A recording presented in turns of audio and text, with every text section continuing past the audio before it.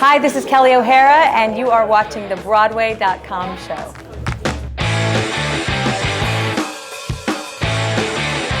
Welcome to a special episode of the Broadway.com show, your one-stop shop for the biggest news on Broadway. Or as we like to think of it, a more snappy, less starry take on the Tonys with probably just as many viewers. Let's get started with the news. What's the buzz, Beth? Fun Home had a triumphant night at the Tony Awards. The moving musical, based on Alison Bechdel's graphic memoir, nabbed the biggest award of the night, Best Musical. This frank exploration of suicide and sexuality was groundbreaking in many ways, not least of which was a victory for co-creators Lisa Kron and Janine Tesori. The show took home 5 awards, including Michael Cerveris for Best Actor, Sam Gold for directing, and Lisa Kron's book. Congratulations, Fun Home. We're so glad you welcomed us to your house on Maple Avenue. The Brits love Broadway, and on Tony Night, Broadway loved the Brits right back. The Curious Incident of the Dog in the Nighttime, which started out life at the UK's National Theatre, picked up 5 Tony Awards, including Best Play and Best Actor in a Play for Alex Sharp. Other Brit wins included David Hare's Skylight for Best Revival of a Play, Christopher Wheeldon for Best Choreography for An American in Paris, along with Her Majesty Helen Mirren and Prime Minister Richard McCabe, who both took home trophies for their performances in the audience. Now it's time for you Americans to invade the West End with Fun Home. The Lincoln Center Theater revival of The King and I picked up 4 Tonys on the big night, including Best Revival of a Musical. After being nominated 6 times, Broadway favorite Kelli O'Hara finally took home a trophy for Best Leading Actress in a Musical for playing schoolteacher Anna, and Ruthie Ann Miles nabbed the award for Best Featured Actress in a Musical in her Broadway debut as Lady Tiang. For her gorgeous silks and ball gowns, Catherine Zuber won her 8th Tony for Best Costume Design. And no one could be prouder than King Ken Watanabe, who didn't win but wept with joy when his co-stars took the stage. Congrats to the whole kingdom.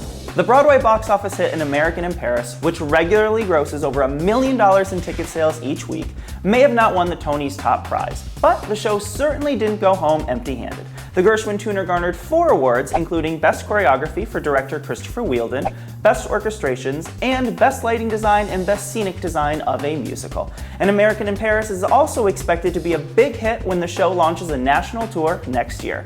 Swonderful is right. Yikes, that was fast. The Broadway musical The Visit, which has been playing to half-full houses even with 5 Tony Award nominations, announced it will close on June 14th after failing to win a single trophy. The Dark Show is the final Broadway musical of Kander and Ebb and stars Chita Rivera, who has publicly said this is her last go-around on The Great White Way. So show fans, get your butts down to the Lyceum Theater to see this great in person, and Chita, please reconsider.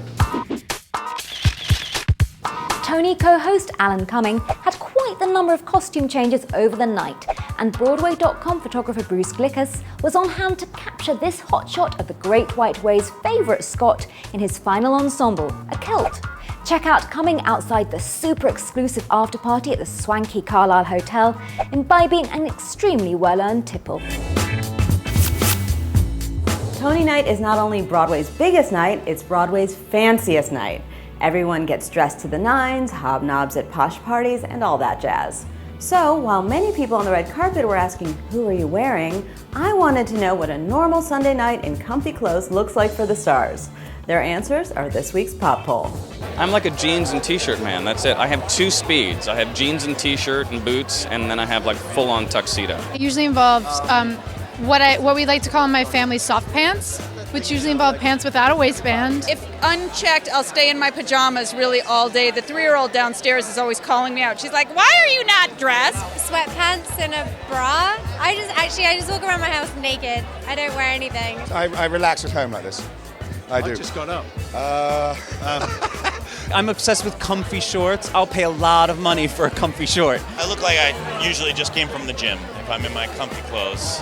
And they probably smell like the gym as well. Really disgusting, like kind of leopard print. It's not even silk, like nylon nightie, but it's the comfiest thing. A t-shirt that's basically not even fabric anymore, it's all holes. At this time on Sunday, I'm usually half unconscious in my bed, eating ice cream and watching something on Netflix. If it's a 2-show Sunday, then you do 2 shows and you end up at like some dive bar and you get wasted after it. Watch Netflix and eat Domino's. Usually waiting for Game of Thrones to come on. Wine, Game of Thrones in pajamas.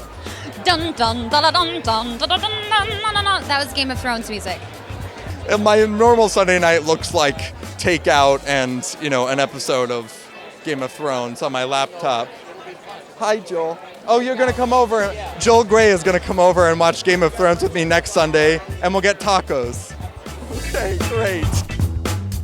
This week, we're giving a big thumbs up to Tony hosts Kristin Chenoweth and Alan Cumming for being their gloriously goofy selves and putting on one hell of a show.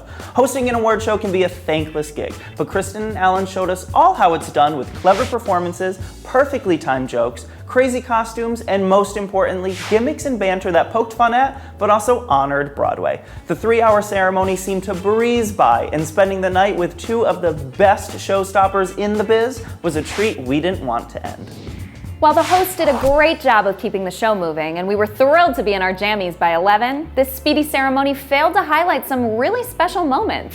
Hedwig co-creator John Cameron Mitchell received his special Tony Award off camera despite there being 4 other Hedwigs, Neil Patrick Harris, Darren Criss, Taye Diggs, and Michael Cerveris in the house. And speaking of special Tonys, the Tommy Tune tribute was fun, but way too brief, especially when the legend was standing right there all set to do some tap dancing. We've got to give a thumbs down to these missed opportunities. We are whistling a happy tune for the woman who is no longer the Susan Lucci of the Tonys. Broadway has spent a long time getting to know her, and after 6 nominations, The King and I's leading lady, Kelli O'Hara, finally won her first Tony Award. Her acceptance speech made us cheer, cry, and laugh for your grace, talent, and unique, adorable sense of humor. Tony winner Kelli O'Hara, you are our star of the week. Our tweet of the week comes from newly minted Tony winner Ruthie Ann Miles, who 5 days before she won her award for Best Featured Actress in a Musical was celebrating a different kind of milestone. She tweeted, "I have a Wikipedia page. I've officially made it. LOL. An adorable family, a hit show on Broadway, a devotion to recycling, a Wikipedia page, and a Tony Award, but Twitter is still being stingy with its verified checkmark. Unbelievable." You can follow the King and I star at Ruthie Ann Miles. One of the best parts of the Tony Awards is watching our favorite stars jump for joy, cry their eyes out, and go straight up crazy when they win a trophy. We asked you to rank your favorite speeches of the night on Broadway.com. Ready for the results? Coming in at number 5, Something Rotten star Christian Borle for Best Featured Actor in a Musical gave a classy and straightforward speech, calling the honor an embarrassment of riches. He seemed calm, cool, and collected, but hey, he's done this before. Your number 4 choice, You Can't Take It With You's Anna Lee Ashford, was a little more outside the box. She tearfully thanked every person she's ever met and added, "I can't believe I'm standing here right now on Radio City Music Hall's stage for the worst dancing that ever happened on Broadway." Coming in at number 3, The King and I star Ruthie Ann Miles stole your hearts with an inspiring speech read off of her cell phone. "Please recycle," she deadpanned, and added a shout out to the Broadway Green Alliance. And at number 2, the curious incident of the Dog in the Nighttime headliner Alex Sharp, who transformed from recent Juilliard grad to Tony winner before our eyes. "I want to dedicate this to any young person out there who feels misunderstood," he said in his moving speech. And at number 1, the King and I star Kelli O'Hara danced her way into our hearts when she finally took home her first Tony Award for Best Actress in a Musical. She also made history when she became the first winner to yell, "I'm gonna do the worm," in her acceptance speech. Check out more Tony Awards poll results on Broadway.com. Last week we wondered, does it even matter for a great musical to win the Best Musical prize at the Tonys? Something Rotten, the hilarious new hit which lost 9 of its 10 nominations, tweeted out a fun list of all of their favorite fellow Tony losers. And last week we asked you to pick which of these 2, let's say not winners, was most deserving of the Best Musical prize. Dreamgirls or Into the Woods? Looks like the Sondheim fairy tale hit was more trophy-worthy in your eyes, earning 84% of your votes. This week, we're honoring the crazy get-ups of spectacular Tony co-host Kristin Chenoweth. We love that K-Chen will do anything for a laugh, and we're particularly delighted to get to see her as both E.T. and the King of Siam in one night. So here's the smackdown. Which costume belongs more in the Chenoweth Comedy Hall of Fame? Yes, that's a thing. E.T. or the King? Tweet your vote to Broadway.com with the hashtag #BWaySmackdown and tune in next week for the winner. Thanks for watching this week's Totally Tony Broadway.com show. We leave you with the newly minted winners showing off their brand new Tonys by giving them a spin. See you next week. Here's my Tony. There you go.